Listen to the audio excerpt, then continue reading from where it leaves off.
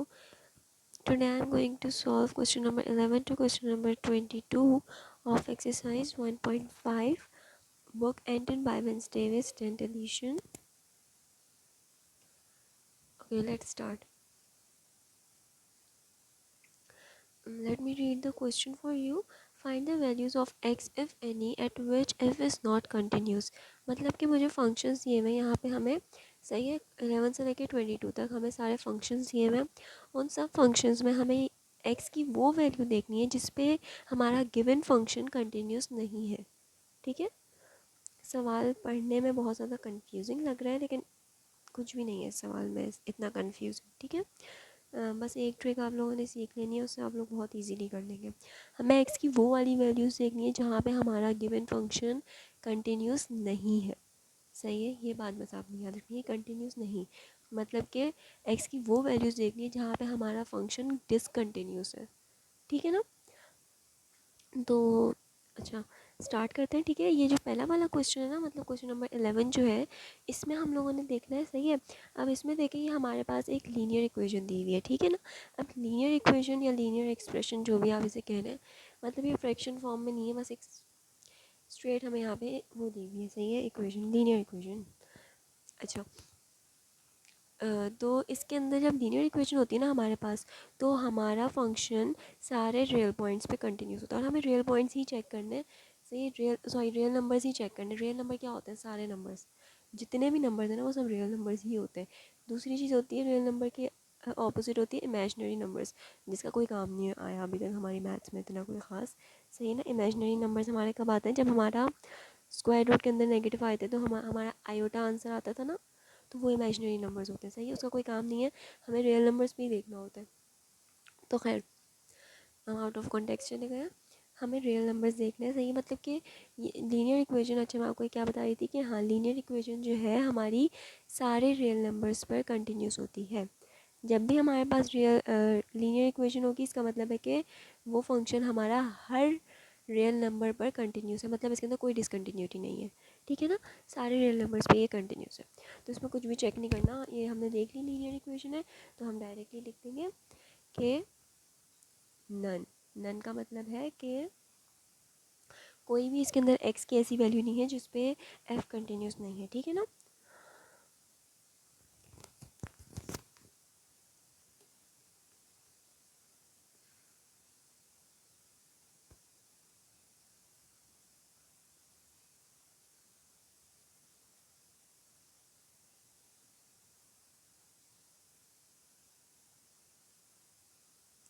ठीक है. मैं ये वाली ही स्टेटमेंट हर उसमें लिखूँगी. मतलब अगर कोई नहीं होगा एक्स का ऐसा पॉइंट, अगर कोई डिसकंटिन्यूटी नहीं होगी मेरे फंक्शन में, तो मैं ये वाली लाइन लिखूँगी. ठीक है ना. और अगर होगी तो मैं एक्स की वो वैल्यू लिख दूँगी, और मैं आपको दिखाऊँगी कि एक्स की वैल्यू हम कैसे निकालते हैं जिसमें हमारा फंक्शन डिसकंटिन्यूस होता है. अच्छा, क्वेश्चन नंबर 12 है हमारा.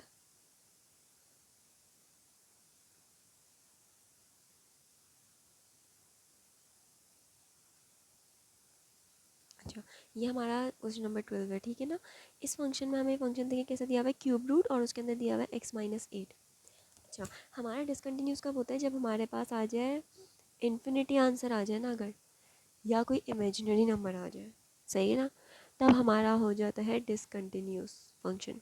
अब आप देखें कि क्यूब रूट के अंदर अगर हम लोग x की जगह ऐसा क्या लेंगे कि यहाँ पे ये फंक्शन हमारा डिसकंटिन्यूस हो जाएगा. ऐसा कोई नंबर नहीं है जो इस फंक्शन को डिसकंटिन्यूस कर सके, क्योंकि क्यूब रूट के अंदर कुछ भी हो वो सॉल्व हो जाता है. सही है ना.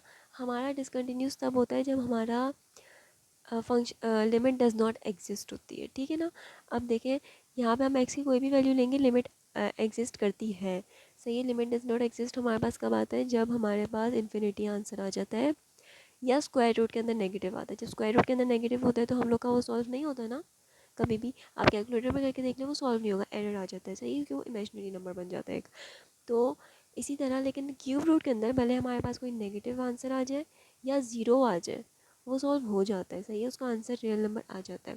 तो इसका मतलब ये है कि इस फंक्शन में भी हम लोग एक्स की कोई भी वैल्यू लेंगे, ये फंक्शन हमारा कंटिन्यूस ही रहेगा, डिसकंटिन्यूस नहीं होगा. तो इसको भी सॉल्व करने की ज़रूरत नहीं पड़ी है, क्योंकि क्यूब रूट के अंदर भी हम लोग कुछ भी ले सकते हैं एक्स की वैल्यू, क्यूब रूट के अंदर कुछ भी आ जाए हमारा फंक्शन कंटिन्यूस होता है।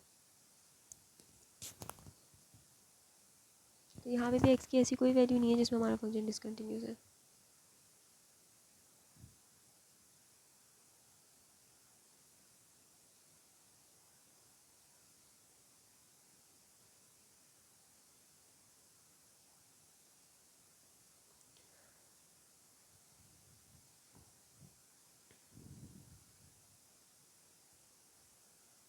अच्छा आप देखिए ये फ्रैक्शन वाला आ गया।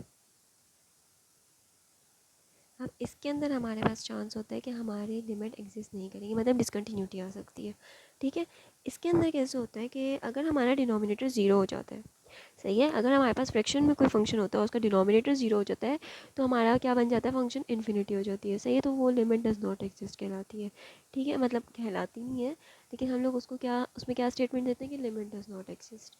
अगर हमारा डिनोमिनेटर ज़ीरो हो जाता है और आंसर इन्फिनिटी आ जाता है, सही है, तो उसमें वो डिसकंटिन्यूस हो जाता है। अब हम देखते हैं कि एक्स की ऐसी क्या वैल्यू होगी जिसकी वजह से हमारा डिनोमिनेटर ज़ीरो हो जाएगा। हमारा डिनोमिनेटर ज़ीरो नहीं होना चाहिए।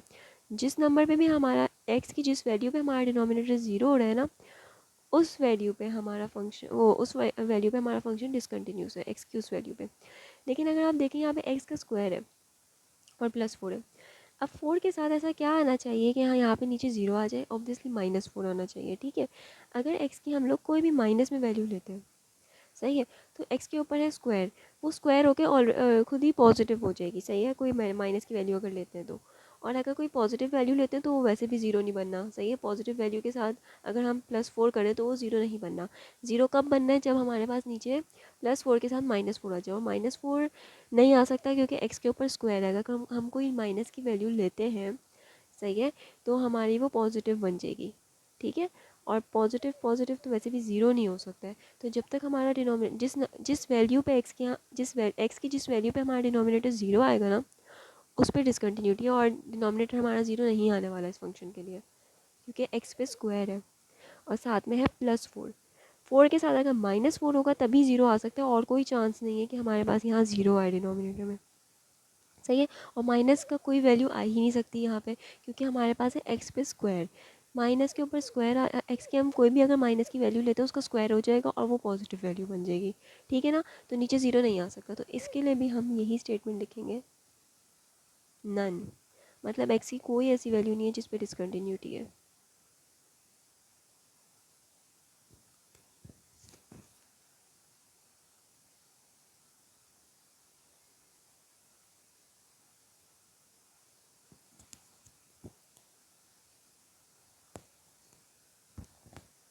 नेक्स्ट है हमारे पास क्वेश्चन नंबर 14।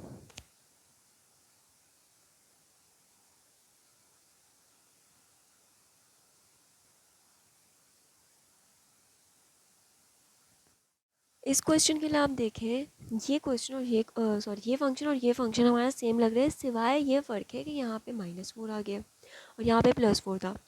अब देखिए इसमें भी फ्रैक्शन वाला आ गया, वही हमें देखना है कि डिनोमिनेटर ज़ीरो किस पे बन रहा है, सही, जिस पे डिनोमिनेटर ज़ीरो बनेगा ना एक्स की जिस वैल्यू पे, उस वैल्यू पे, एक्स की उस वैल्यू पे हमारा फंक्शन डिसकंटिन्यूस होगा, क्योंकि डिनोमिनेटर ज़ीरो नहीं आना चाहिए।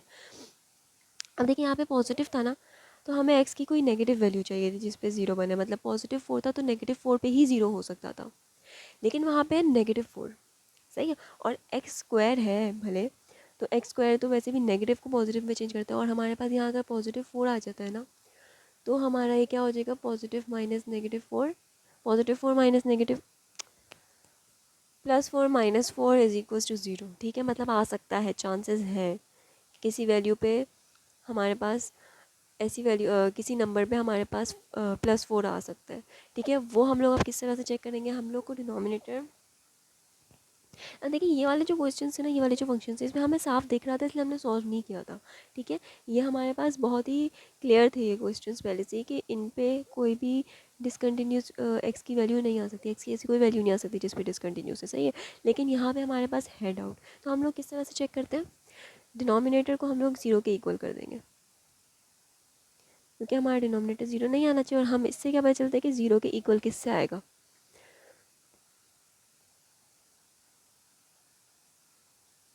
तो एक्स की वैल्यू से हमारे पास जो भी आएगी ना, प्लस माइनस टू, इसका मतलब है कि x की वैल्यू +2 और x की वैल्यू -2, इस पर हमारा फंक्शन डिसकंटिन्यूस है। तो ये हमें जब भी ये चेक करना होगा ना कि हमारे डिनोमिनेटर में ज़ीरो कैसे आएगा, है ना, हमारे डिनोमिनेटर में अगर ज़ीरो आ जाएगा तो हमारा फंक्शन कंटिन्यूस नहीं है उस पॉइंट पे, ठीक है, जिस पॉइंट पे हमारा डिनोमिनेटर ज़ीरो आ रहा है, ठीक है। तो वो हम लोग किस तरह से चेक करते हैं, हम लोग अपने डिनोमिनेटर को ज़ीरो के इक्वल करेंगे और उसके लिए एक्स की वैल्यू निकाल देंगे, और एक्स की वैल्यू जो भी आएगी ना, इसका मतलब है कि उस पॉइंट पर हमारा डिनोमिनेटर ज़ीरो आएगा, उस वैल्यू पर हमारा डिनोमिनेटर ज़ीरो आएगा और उस वैल्यू पर हमारा फंक्शन डिसकंटिन्यूस है, ठीक है ना। ये बात आपको मेरी समझ में आ रही है कि डिनोमिनेटर ज़ीरो जिस पॉइंट पे आएगा उस पॉइंट पे हमारा फंक्शन डिसकंटिन्यूस है, और वो चेक करने के लिए हम डिनोमिनेटर को ज़ीरो के इक्वल कर देंगे, और x की जो वैल्यूज़ आएंगी उससे, इसका मतलब है उन वैल्यूज़ से हमारा डिनोमिनेटर ज़ीरो आ रहा है, इसलिए उन वैल्यूज़ पे हमारा फंक्शन डिसकंटिन्यूस है। देखिए 2 अगर रखते हैं यहाँ पे, 2 2 4, -4 0, -2 भी अगर यहाँ रखते हैं तो -2 मल्टीप्लाई बाई -2, मतलब -2 का स्क्वायर अगर करते हैं तो वो +4 बन जाता है, और +4 -4 इज़ 0, ठीक है। तो इसका मतलब है कि इन दो वैल्यूज़ पे हमारा फंक्शन डिसकंटिन्यूस है।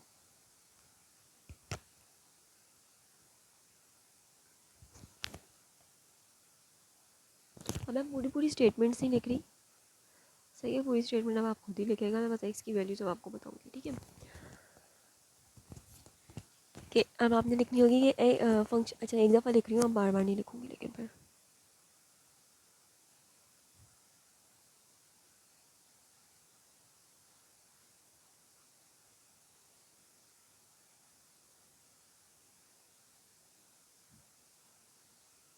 सही है, x equal to 2 and x is equal to -2 पे हमारा फंक्शन डिसकंटिन्यूस होगा।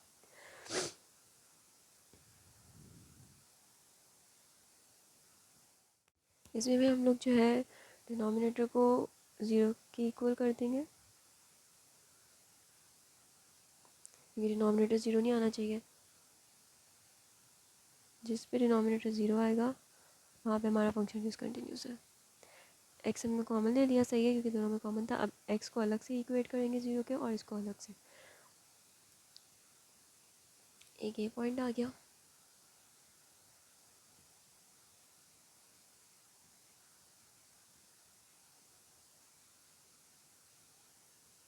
और एक ये पॉइंट आ गया, ठीक है। 1 वहाँ लिख लिया, -1 हो गया, 2 यहाँ मल्टीप्लिकेशन में था, डिवाइड में कर दिया, -1/2 हो गया।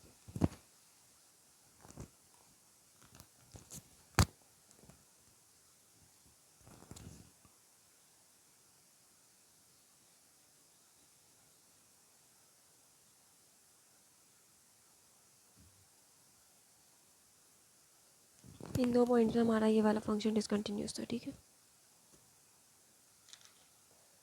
नेक्स्ट क्वेश्चन है हमारे पास,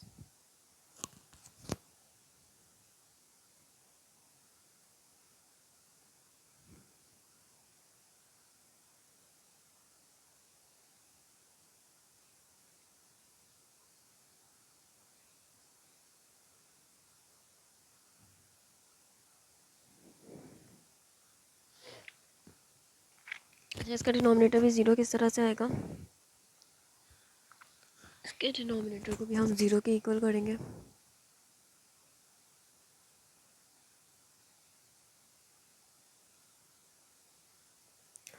ठीक है। अब देखिए इसके अंदर हम लोग क्या कर सकते हैं, एक्स की वैल्यू निकालने के लिए हम लोग फैक्टराइजेशन देखते हैं कौन सी वाली कर सकते हैं। इसमें हम लोग अगर मिडिल टर्म ब्रेक करते हैं, 4 5 20, और बीच में ऐसा नंबर लाना है जिसको मल्टीप्लाई नहीं हो सकती, इसमें मिडिल टर्म ब्रेक नहीं हो सकती, इसमें मतलब क्वाड्रेटिक फार्मूला ही डायरेक्ट लगवा रही हूँ मैं आपको। X is equal to -b plus minus √b² -4ac, ठीक है। ये इसका फॉर्मूला होता है, क्वाड्रेटिक फार्मूला। इसके अंदर अगर हम वैल्यूज़ डालते हैं, इससे हमारे पास एक्स की वैल्यूज़ आ जाती हैं। बी ये है हमारे पास, ए ये है, और सी है -4 प्लस -4² -4।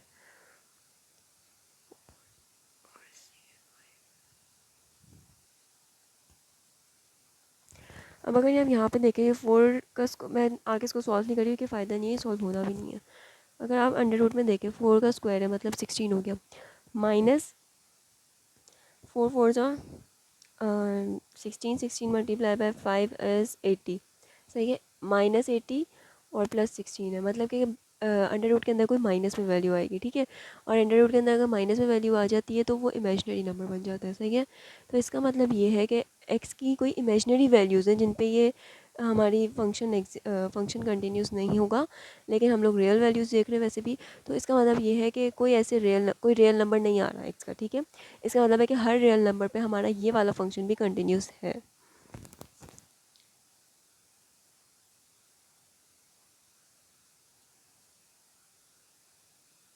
क्योंकि इसका आंसर एक्स की क्या वैल्यूज़ आ रही हैं, इमेजनरी वैल्यूज़ आ रही हैं, ठीक है। जब हमने चेक किया कि एक्स की कौन सी वैल्यूज़ पे हमारा फंक्शन कंटिन्यूस नहीं होगा, तो वह इमेजनरी वैल्यूज़ आ रही हैं, सही है। और हमें रियल वैल्यूज़ देखनी है ना, तो इसका मतलब है कि रियल वैल्यूज़ पे हमारा फंक्शन कंटिन्यूस है, हर रियल वैल्यू पे, सही है। ऐसी कोई वैल्यू नहीं है, ऐसा कोई नंबर नहीं है जिसमें हमारा फंक्शन कंटिन्यूस नहीं है।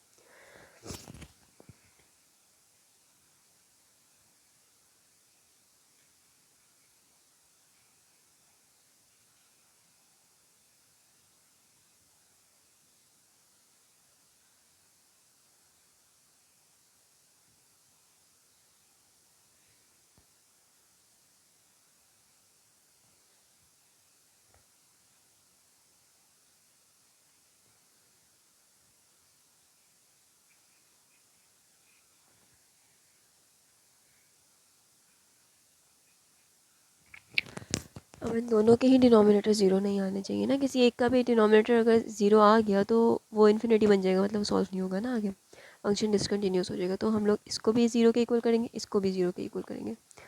इसको किया तो x equal to zero, direct यही पॉइंट आ गया। अगर एक्स ज़ीरो हो जाता है तब भी डिसकंटिन्यूस होगा फंक्शन। और अगर इसको हम लोग करते हैं ज़ीरो के इक्वल, ये -1 उधर जाके +1 हो जाएगा, अंडर रूट लेंगे, इसकी वैल्यू आती है +-1, सही है। इसका मतलब है कि x is equal to zero और x इज़ इक्वल टू 1 और x इज़ इक्वल टू -1 पे हमारा फंक्शन डिसकंटिन्यूस होगा, ये वाला।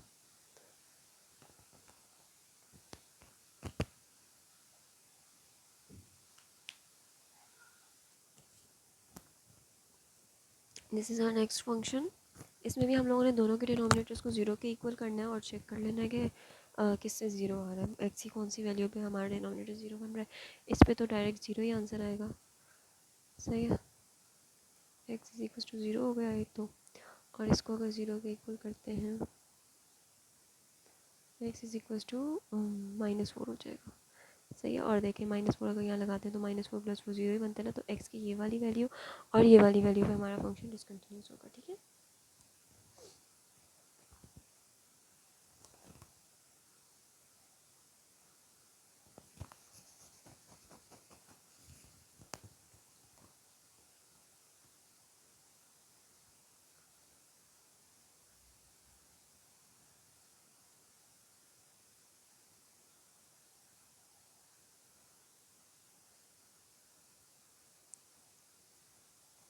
अच्छा, अब इस वाले फंक्शन के लिए देखें, हाँ इसमें भी डिनोमिनेटर तो है, लेकिन हम लोग इसमें भी वही वाली बात आ गई एक्स स्क्वायर वाली, ठीक है। यहाँ पे क्या है, +3 है। +3 के साथ अगर -3 होता है ना तभी ये ज़ीरो बनेगा, इसके अलावा और कोई तरीका नहीं है कि जिससे हमारा डिनोमिनेटर ज़ीरो बन सके, ठीक है। और यहाँ पे माइनस की कोई वैल्यू आनी नहीं है क्योंकि यहाँ पे है मॉड, सही है ना। मॉड के अंदर अगर कोई माइनस की वैल्यू होती है तो उसको वो पॉजिटिव कर देता है मॉड, सही है। हमारा मॉड का काम ही ये होता है कि वो पॉजिटिव कर देता है नेगेटिव वैल्यूज़ को। तो इसका मतलब है यहाँ कभी भी नेगेटिव वैल्यू नहीं आएगी, -3 यहाँ कभी आएगा ही नहीं। कुछ भी हम एक्स की वैल्यू ले लें, अगर हम यहाँ पे एक्स को खुद -3 भी रखते हैं तो वो +3 हो जाएगा, सही है। और अगर -3 होगा तभी ये +3 -3 ज़ीरो बनेगा, वरना नहीं। और -3 यहाँ आ नहीं सकता, सही है, क्योंकि अगर -3 लेते भी हैं तो वो मॉड की वजह से +3 हो जाएगा। इसका मतलब एक्स की ऐसी कोई वैल्यू नहीं है जिस पे हमारा ये फंक्शन डिसकंटिन्यूस होता है। तो इसके लिए भी वही स्टेटमेंट आती है, none function is continuous on continuous on real numbers.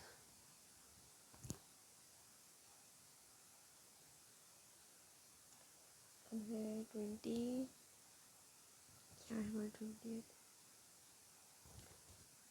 अच्छा, ये है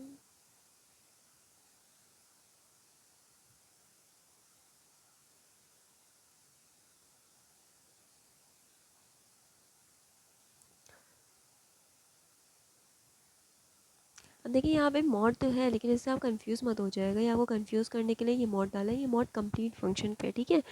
कंप्लीट फंक्शन हमारा नेगेटिव है पॉजिटिव है कोई फ़र्क नहीं पड़ता। डिनोमिनेटर में अगर मॉड वो भी स्पेसिफिक टर्म पे अगर मॉड आ जाए ना, कि जिसको हमें नेगेटिव नहीं चाहिए वहाँ पर, सही, जैसे यहाँ पे हमें -3 नहीं चाहिए था, वरना -3 पे हमारा फंक्शन डिसकंटिन्यूस हो जाता है, लेकिन ये -3 यहाँ आ नहीं सकता था मॉड की वजह से। ये वाले मॉड का कोई फ़ायदा नहीं है, ठीक है।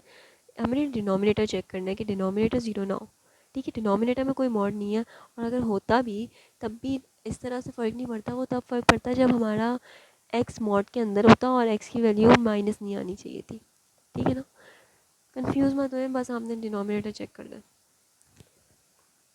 डिनोमिनेटर को 0 के इक्वल कर दें, क्योंकि मॉड कंप्लीट पे है, कंप्लीट फंक्शन पे मॉड है। और यहाँ पे अलग बात थी मॉड की, ठीक है।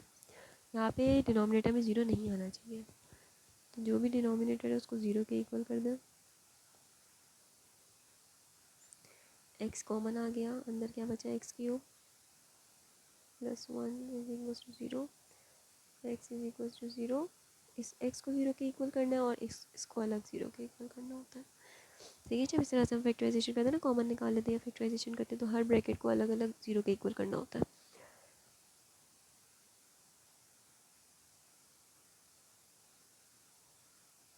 तो यहाँ क्यूब रूट ले लेते हैं हम लोग दोनों साइड पे क्यूब हटाने के लिए, और -1 का क्यूब रूट -1 ही होता है। किसी भी माइनस वैल्यू का क्यूब रूट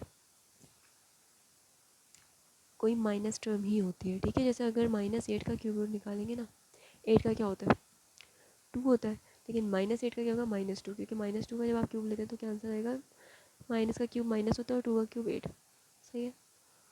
ये भी आउट ऑफ कॉन्टेक्स्ट बात थी, और -1 का क्यूब रूट -1 ही होता है,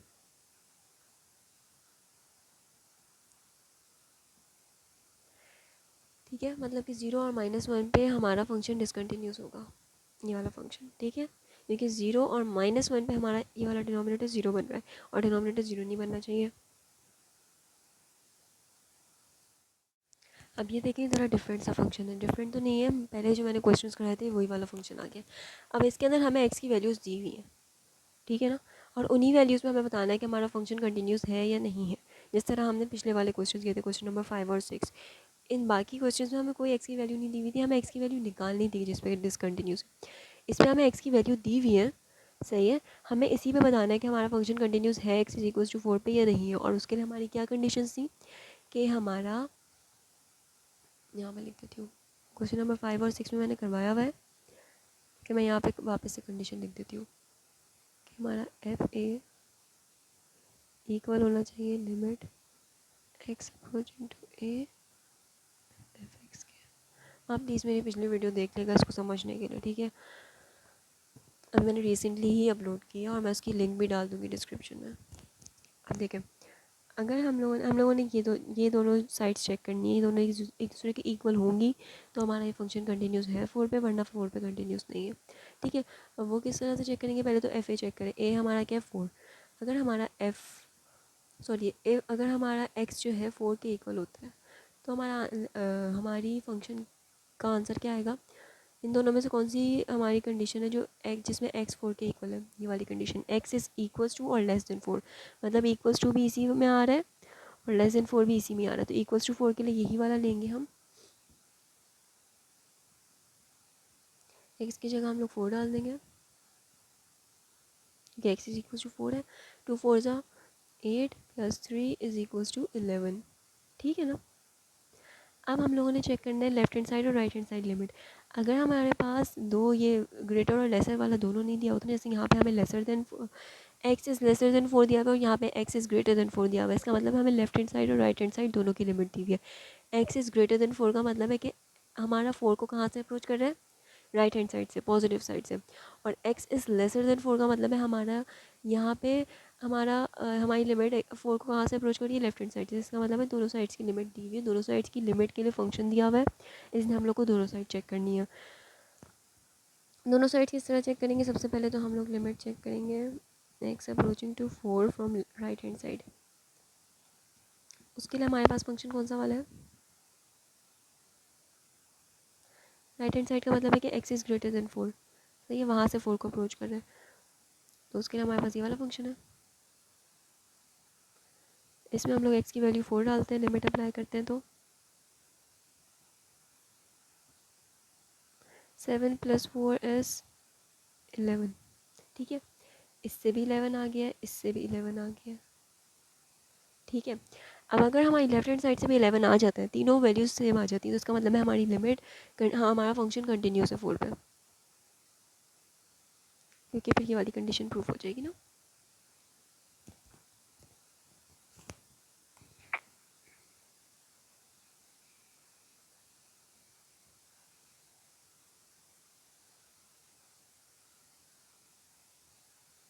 जब हमारी लिमिट लेफ्ट हैंड साइड से 4 को अप्रोच करती है, लेफ्ट हैंड साइड से 4 को अप्रोच करेगी, तो कौन सा वाला हमारे पास फंक्शन है, ये वाला, क्योंकि x is less than 4। Less than 4 का मतलब है कि 4 को लेफ्ट हैंड साइड से अप्रोच करिए। ठीक है, ग्रेटर देन 4 का मतलब है राइट हैंड साइड से अप्रोच करिए, लेस देन 4 का मतलब है कि लेफ्ट हैंड साइड से अप्रोच करिए। ठीक है ना, लेस देन और इक्वल्स टू 4, इक्वल्स टू 4 के लिए भी ये वाला है और लेस देन 4 के लिए भी ये वाला है, मतलब लेफ्ट हैंड साइड के लिए भी ये वाली कंडीशन है, ये वाला फंक्शन है, और इक्वल्स टू 4 के लिए भी, क्योंकि यहाँ पे लिखा हुआ है x इज़ लेस देन और इक्वल्स टू 4, इक्वल्स टू 4 के लिए भी ये है, लेस देन 4 के लिए भी ये है।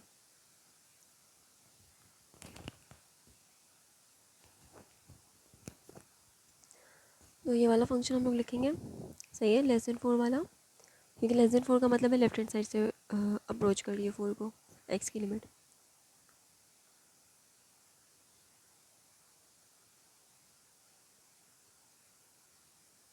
अब अगर हम लोग लिमिट लगाते हैं,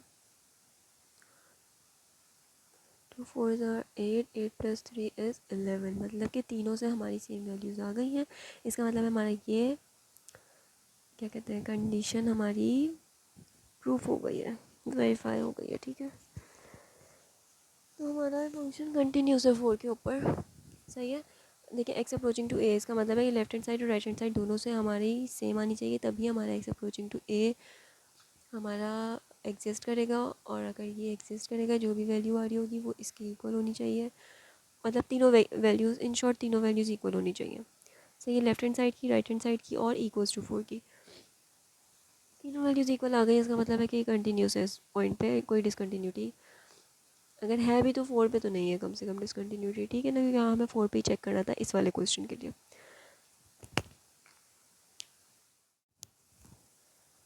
अच्छा, अब ये क्वेश्चन नंबर 22 भी ये लास्ट क्वेश्चन है, और इसके अंदर भी वैसे ये है कि हमें x की वैल्यूज़ दी हुई हैं, x इज इक्वल टू मतलब 1 पे हमें बताना है कि कंटिन्यूस है या नहीं है, सही है। जिसमें हमें यहाँ पे x की वैल्यू दी हुई होगी ना, वो वाले फंक्शन के लिए हमें उसी स्पेसिफिक वैल्यू के लिए बताना है कि कंटिन्यूस है या नहीं है। अगर नहीं कोई वैल्यू दी हुई तो जैसे पिछले 11 से लेकर 20 तक क्वेश्चन के थे वो उस तरह से होगा, और अगर x की वैल्यू दी हुई होगी तो लास्ट 21 और 22 की तरह होगा। ठीक है, अच्छा, x इक्वल टू 1 पे हमें चेक करना है, उसके लिए हमें वही वाली कंडीशन हमें प्रूव करनी होगी, f a is equal to limit x approaching to a f x.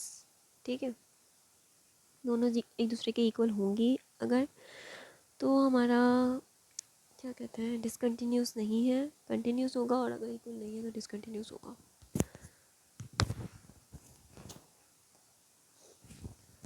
तो पहले हम लोग एफ 1 के लिए चेक करते हैं, मतलब एक्स इज इक्वल टू 1 के लिए, एक्स इज इक्वल टू 1 के लिए हमारी डायरेक्ट वैल्यू दी हुई है 3 है, और एक्स अप्रोचिंग टू 1 अगर होता है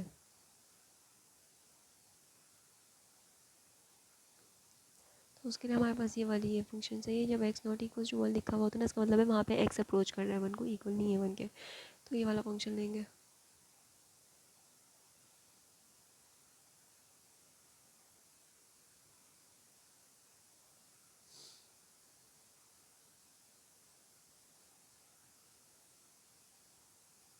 और यहाँ पे जब हम लोग 1 लगाते हैं